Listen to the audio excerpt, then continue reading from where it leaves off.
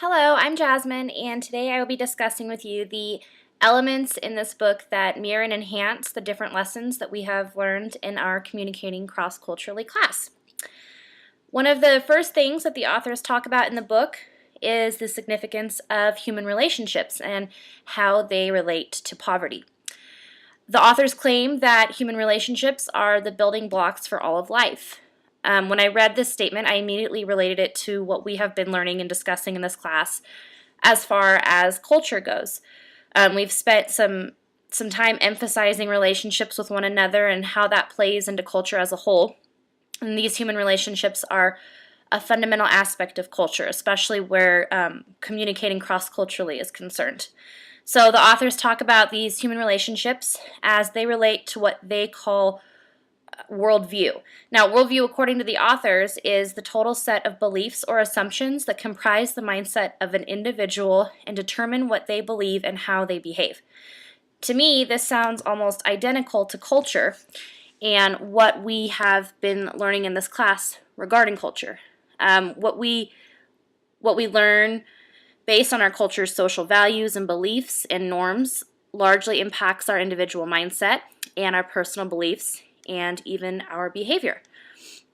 Now, if you want to go to the next slide, they also describe worldview being the spectacles through which we see and interpret reality, shaping the way we relate to God, to ourselves, to others, and creation. In my reading, I also related this definition to culture. For me, it brought up the cultural patterns that we have been learning about, such as values, beliefs, social practices, norms, etc. These cultural patterns are in part what shapes us as individuals and how we relate to other people. So let's go to the next slide. The authors discuss at length the impacts that this worldview, or as I interpret it, culture, has on an individual's personal life. The way in which our culture emphasizes certain things or de-emphasizes other things has the potential to teach us to view the world in a certain way. And this, in turn, can impact our overall perspective and outlook on the world as a whole. For example, if we are brought up in a culture that teaches us that we are inferior, for instance, being a woman in certain cultures is looked down upon, and they are inferior to men. So if we are brought up in that particular culture, learning those things and feeling that we are in fact inferior, it is possible that we can start to view the world in an inferior way. The authors go into detail about how this can really turn into a downward spiral for an individual, creating many negative impacts in their lives, such as poverty, for example. This enhances what we have been learning throughout the course because it emphasizes the true importance, the impact, and the influence that culture has on us as individuals in our personal lives. So if we go to the next slide, another aspect discussed in the book that really mirrors what we have been learning is that culture is in fact extremely diverse. The authors conducted a study in the book by asking two very different groups of people from different cultures how they define the term poverty as it relates to their individual lives.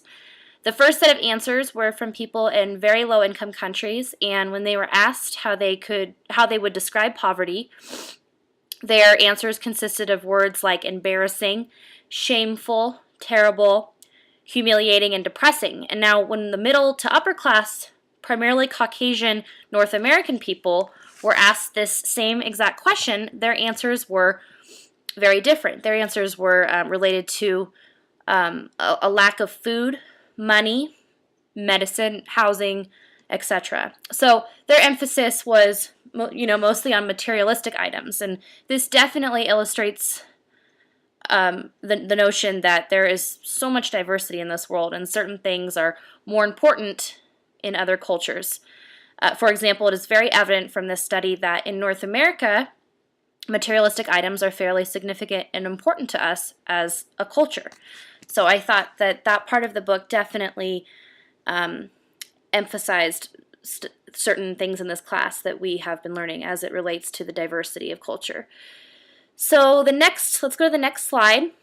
We learned in this class that culture is not neutral.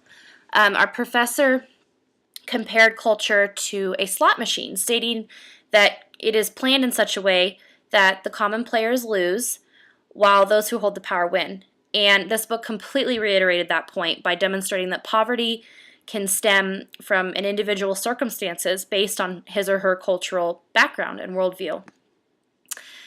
Let's go to the next slide.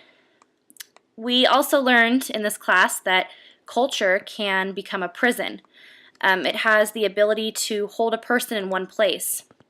Similar to what I said in a previous slide, if a person's culture sets them up to believe certain things and has defined its rules in certain ways, this can establish the mindset for that individual for all areas of their life. So people can become literally trapped within their culture and sometimes cannot find a way out. And the book, of course, used the example of poverty as a negative circumstance stemming from certain aspects of culture that help to create a situation for an individual where poverty occurs. This was a very deep and intense book, and it covered many topics that have both mirrored and emphasized and enhanced important things that we have learned in this class, but I think that the ones that I covered are probably the most significant, so I hope you enjoyed it. Thank you.